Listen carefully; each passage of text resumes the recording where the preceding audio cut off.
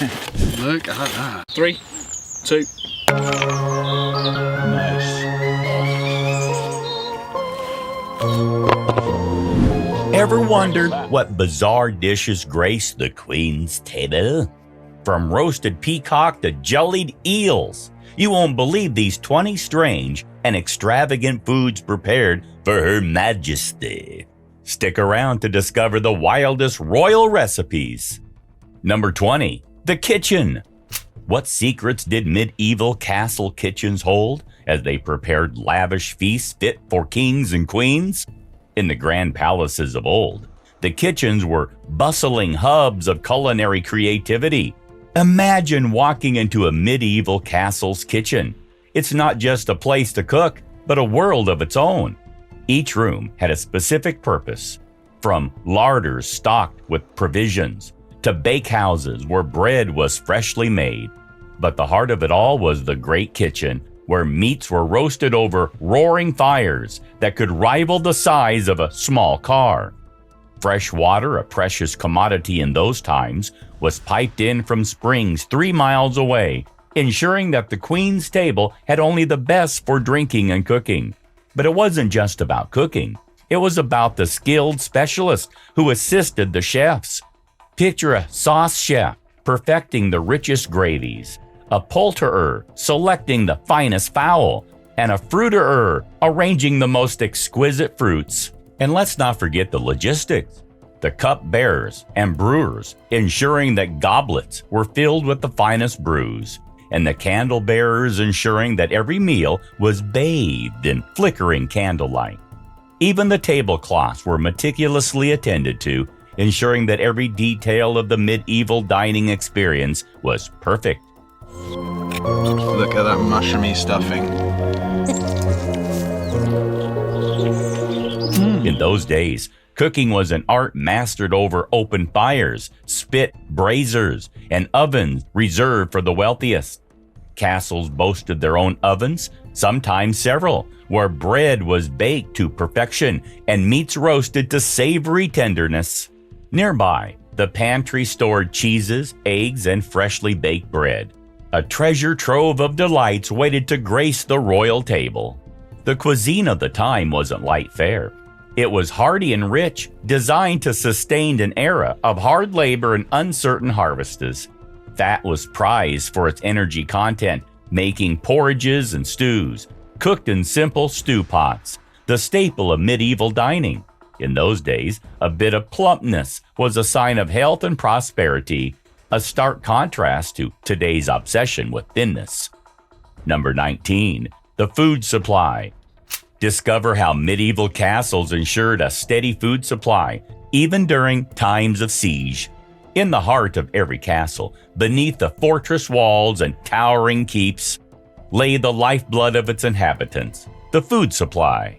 The basement and ground floors of the tower keep, devoid of windows for security during sieges, doubled as storerooms for essential provisions. Here, amid the shadows, lay a treasure trove of sustenance that could sustain a castle through the darkest of times. Within the courtyards of larger castles, specialized buildings hummed with activity. Breweries churned out beer to quench the thirst of knights and servants alike. Bakeries filled the air with the scent of freshly baked bread, while breweries stored ample supplies of beer, wine, and cider, vital alternatives should the water supply fail during the prolonged siege. For the lord's finer taste, there were reserves of English mead and French brandy reserved for special occasions. Livestock grazed in castle enclosures, supplying fresh meat and dairy products. Pigeons cooed in their dovecotes, providing a steady source of poultry. Granaries overflowed with grain and flour, ensuring a steady flow of bread and porridge.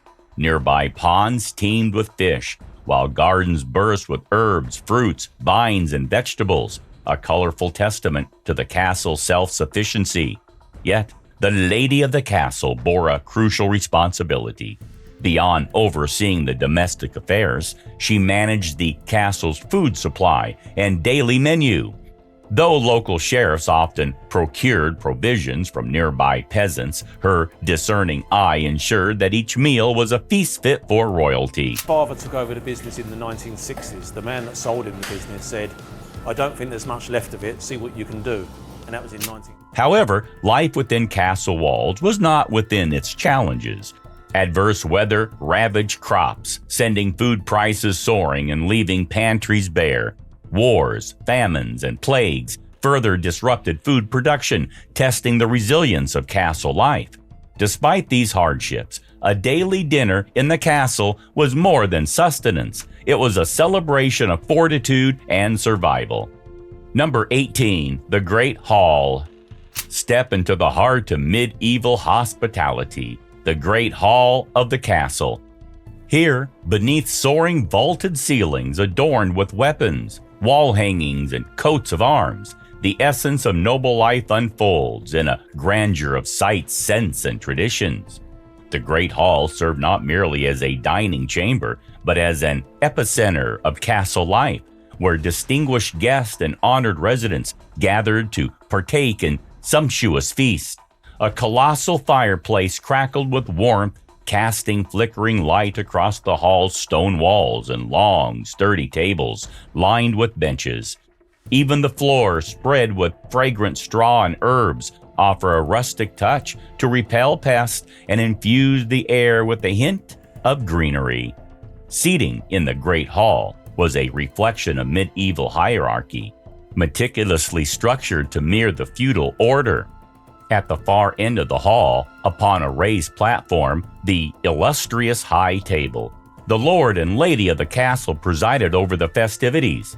Here, sheltered from drafts, they commanded attention and respect, seated regally in chairs while their retinue gathered around the benches.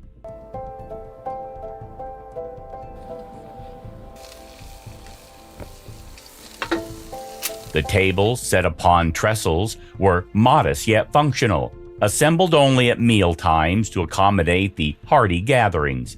Each place setting boasted essentials: a knife for cutting through hearty meats, a spoon for savory thick stews, and a cup for quaffing ale or wine. Shared among diners were communal jugs for replenishing drinks and a communal dish for salt, a precious commodity that symbolized wealth and status. Number 17, spices and flavors.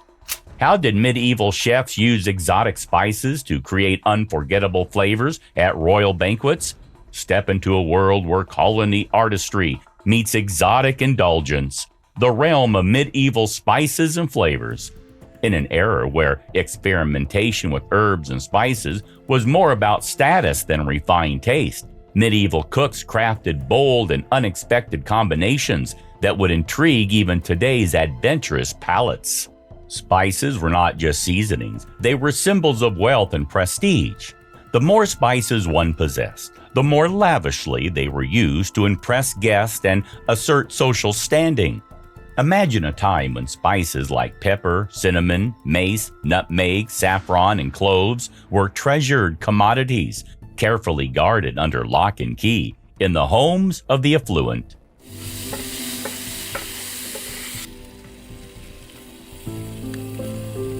For the privileged few, culinary delights extended to exotic treasures such as grains of paradise, a pepper-like seed native to West Africa, and galangal, a close relative of ginger with a distinctive aroma and flavor. These ingredients added not only taste, but also a sense of adventure to medieval cuisine. Yet, acquiring these spices was no simple feat. They traveled vast distances from the spice islands of Southeast Asia, the Middle East, and India, traversing perilous trade routes that tested the mettle of daring merchants. Their journeys were fraught with danger, but the promise of these rare and coveted spices spurred them onward. Number 16, live pies. Explore the bizarre world of live pies, a spectacle on medieval tables that was more than meets the eye. To keep dinner guests entertained, they served live pies. These pastries were stuffed with live frogs, ensuring a lively dining experience. Talk about a surprise inside. The dish containing live frogs was basically an entertainment that was served during a high-class meal. You would have your servants bring in a pie, and unbeknownst to all your guests, it was just a pie crust on top of a dish. So, when you invited one of your guests to cut into it, the frogs would jump out of the pie. The pie was essentially used as an icebreaker and to amuse people, not to eat. Number 15. Mock hard-boiled eggs. Uncover the medieval trickery behind mock hard-boiled eggs. Were they really what they seemed? Emptying and then refilling eggshells seemed to have been a popular trick in the repertoire of medieval cooks. By 1559, it was a time-honored tradition, and in this case, the shells only function as a mold to impart the correct shape. Here, the result is hard-boiled eggs made from almonds. Robbed of their eggs and dairy, medieval chefs were forced to get creative on fast days, often plumping for the same substitutes many 21st century vegans choose.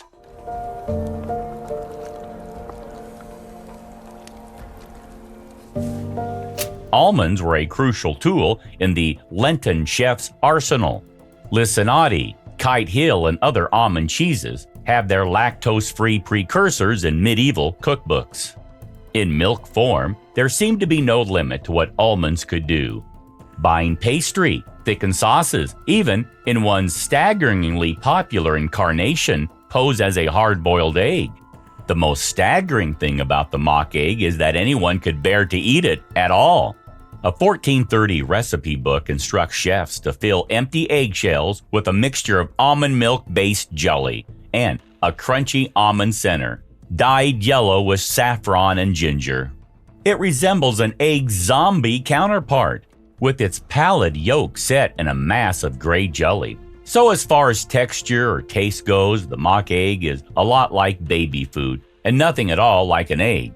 It might have been permissible so far as fasting rules go, but manages to be unforgettable as a foodstuff. Number 14. The royal fish. Sturgeon was a royal fish. According to ancient law, any sturgeon found on the beaches or caught in the Atlantic or the Baltic belonged to the king. Curiously enough, many recipes can still be found. Smaller sturgeons may have escaped the royal prerogative. In the Middle Ages, some fish were regarded as absolute delicatessen. This was the case with the sturgeon. Whether of the European Acerpenser stereo or the Atlantic kind, Acerpenser oxyrensis. Already, in the Danish law of Scania from circa 1202,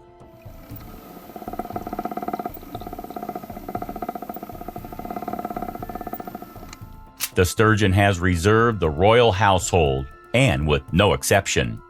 Later in 1324, King Edward II of England declared sturgeon to be a royal fish. Technically, the British monarchy still owns all sturgeons, whales, and dolphins that inhabit the waters around England and Wales. Any sturgeons captured within the realm are still the personal property of the king or queen. Sturgeons are long-lived, late maturing fishes. Their average lifespan is 50 to 60 years, and their first spawn does not occur until they are around 15 to 20 years old. Sturgeons are broadcast spawners and do not spawn every year because they require specific conditions. Older specimens might measure up to 2 to 3 meters, with exceptionally large sturgeons have been recorded, reaching more than 7 meters.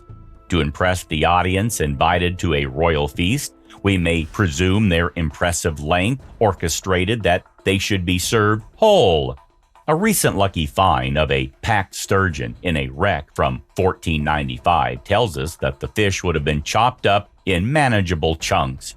Perhaps they would have been boiled and afterwards placed in order on a dish or plank and served with delicious sauces or condiments. Medieval collections of recipes, though, suggest that sturgeon may be served in any form, as filled for a pie, as fish balls, or just as pieces in a soup. Sturgeon is a fatty and firm textured fish. and may easily be substituted by salmon, swordfish, halibut, tuna, or whitefish. Taken as a whole, the different species of sturgeons are all more or less threatened, and sturgeons should not be served if caught, but released back into their waters. Number 13, beef and ale stew. Step back into medieval times with a hearty dish that warmed the hearts and bellies of many, beef and ale stew. This robust stew was a staple in medieval households, cherished for its rich flavors and nourishing ingredients.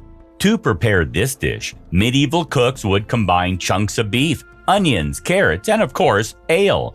The ale not only contributed a deep, malty essence, but also played a practical role in tenderizing the beef, resulting in a melt-in-your-mouth texture that was perfect for sopping up with crusty bread.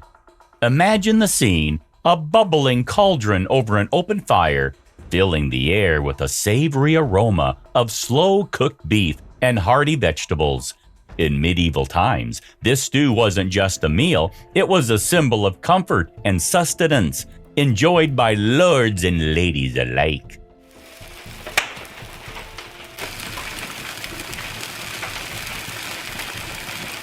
Number 12, Blancmange. Blancmange is a creamy, almond-flavored dish made from chicken or fish, thickened with rice or breadcrumbs. It was often molded into intricate shapes and served as a centerpiece. Over the centuries, it evolved into a wobbly dessert we know and love, or hate, today. In France, almond soups thickened with rice or bread are still eaten. So it appears that the blancmange diverged into two different dishes, cold pud and creamy soup. Blancmange wasn't just popular in England, but over the whole of medieval Europe. It began life as a Lent dish of rice, almond milk, and fish, such as pike or lobster. But people liked it so much that it was eaten at every meal, where the fish could be substituted with chicken or capon. Outside of Lent, it could be flavored with spices such as saffron, ginger, cinnamon, and galangal, seasoned with verjuice, sugar, and salt. It is thought that the dish originates from the Middle East, the part of the world where we imported rice and almonds. It's worth mentioning that although a Lent dish, no commoner could afford this meal, even in its most basic form. Imported rice and almonds were very expensive, as were farmed chickens. This was commonplace food for the rich folks of society. Times where the eel population was thriving in the River Thames. Nowadays, there are not as many eels as there were in the past. Number 11, jellied eels. How did medieval cooks turn eels into a dish fit for royalty with the magic of jelly? A popular dish in medieval times consisted of chopped freshwater eels, boiled and cooled to form a jelly. Basically, any vegan's nightmare is fully realized. Jellied eels have been a staple in East End diets since the 18th century. The River Thames is teeming with thousands of snake-like fish, which are caught either by line or basket, also known as an eel buck. The eels are then butchered, chopped into pieces, and boiled in water. Since the eel is gelatinous, it releases proteins like collagen, which naturally turns the liquid into jelly. And then voila! The jellied eel that gives Grandma's raspberry jam a run for its money. Toppings vary, but white pepper, herbs, and malt vinegar are the most common options. Number 10, roasted hedgehog. Discover the surprising medieval dish that involved roasting hedgehogs as a delicacy. Hedgehogs may seem like an unlikely source for nourishment for us today, not least because of their prickly spines, yet their quills didn't deter determined medieval chefs who prepared roasting hedgehogs by cutting their throat open, gutting them, and then trussing them like pullets. The hedgehogs were then roasted, but only after they were pressed in a towel to dry and served with cameline sauce or wrapped in pastry. A piece of advice: if you're trying to roast a hedgehog and it refuses to unroll, simply put it in hot water, or at least that's what the recipe book says. Number 9, roasted porpoise. Did medieval feasts really feature roasted porpoise, or is it just a legend?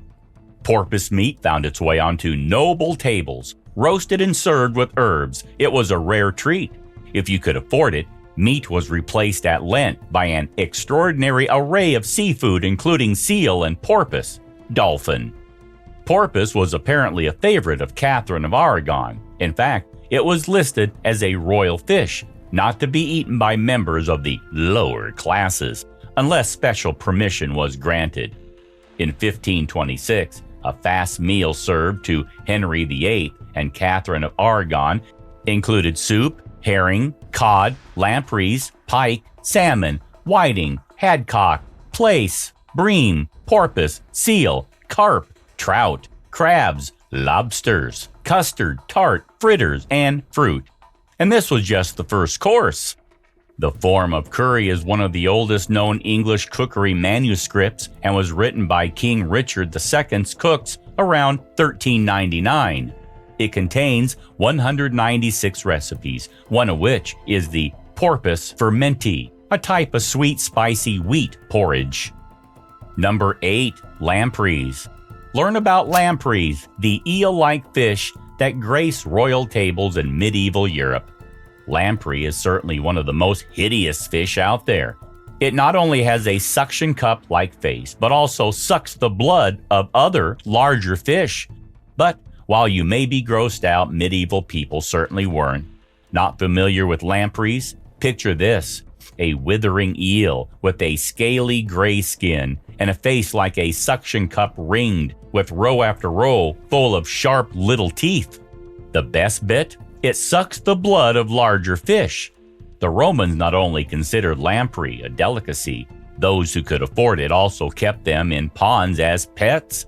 In medieval Europe, they continued to be eaten by the wealthy, especially on meatless days. The lamprey was a favorite treat of the rich and powerful for centuries, but not without a cost. King Henry I was particularly fond of them, and is famously said to have died from consuming a surfeit of lampreys against his doctor's wishes.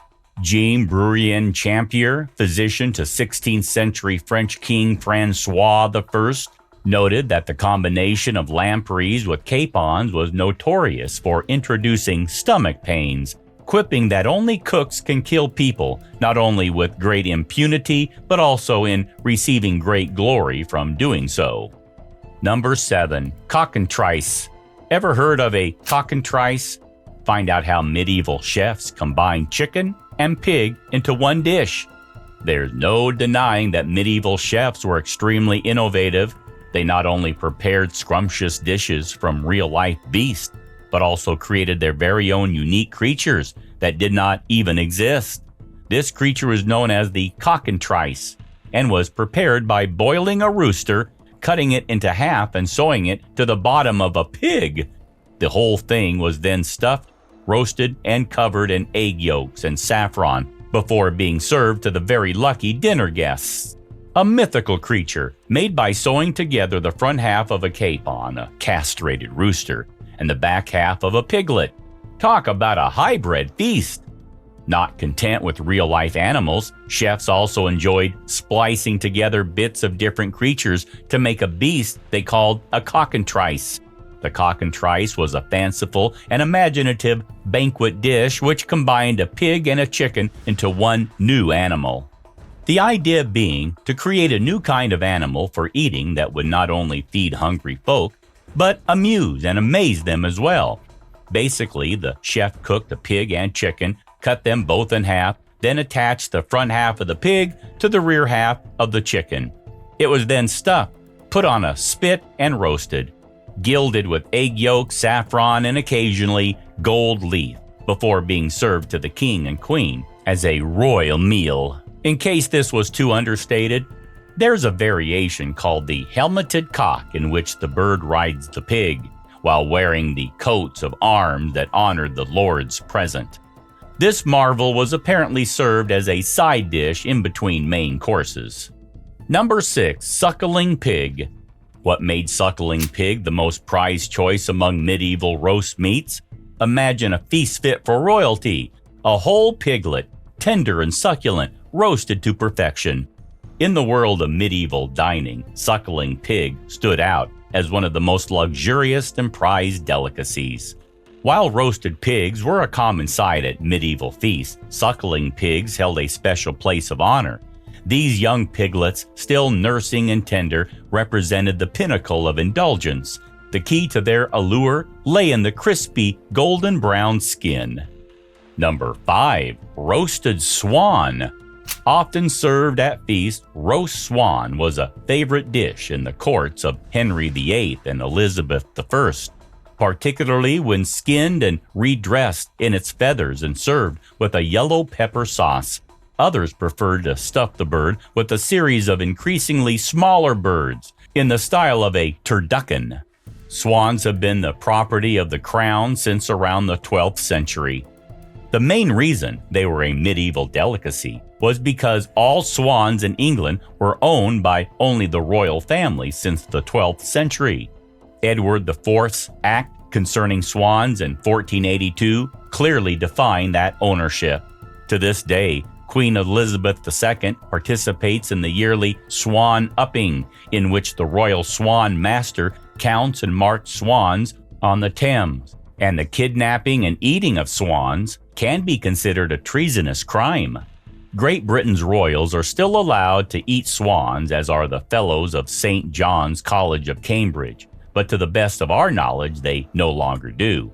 Swans were no everyday fare, even in wealthy households. Rather, we find them in descriptions of society occasions. I take you back to the year 1369, when the Hague saw the marriage of the daughter of the Count of Holland to the son of the Duke of Gelders. The festivities at the Binnenhof lasted 3 days, and 200 guests were entertained. Accounts of the events included a long list of banquet ingredients, among them no fewer than 70 swans. Large birds like swans were considered show dishes, highlights of a grand meal. A bird would be carefully stripped of its skin and feathers. The meat was prepared and then put back into the feathered skin in order to display the bird in all its splendor. Since the meat of such birds is very dry and tough, we can assume that mostly the meat of young animals were used. Another means of preparation was a pie with a prepared bird on top, as can be seen in the 17th century paintings. Number 4. Roasted peacock. Can you imagine the grandeur of a roasted peacock adorned with its own feathers? Just like roasted swans, roasted peacocks were also seen as a delicacy. Peacock flesh was supposed to last 30 days, meaning that this unique delicacy could be enjoyed for days after it was initially served. Unlike the modern turkey, the peacock was the preserve of the well-off and was not simply roasted whole. Rather, the skin of the animal was carefully removed, preserving its ostentatious feathers, and this was set aside. The carcass was then skewered for roasting, its neck being fixed upright during the roast to allow for a lifelike presentation at service. When the dish was served, usually by a woman, its skin and feathers were reattached to convey a full, impressive array of the living bird. The dish appears to have been as important for its display as for the flavor of its meat, though the skin could also be stuffed with other foods. The peacock had a special place in elite cuisine, not simply because it was a non-native exotic animal. It was the subject of one of the most well-known medieval romances, Jacques de Longuyon, 14th century Vaux du Paon, Vows of the Peacock, in which men and women took turns making courtly and honorable, if often boastful, promises relating to themes like obedience, warrior prowess, and love over a peacock. Number 3. Beer and wine.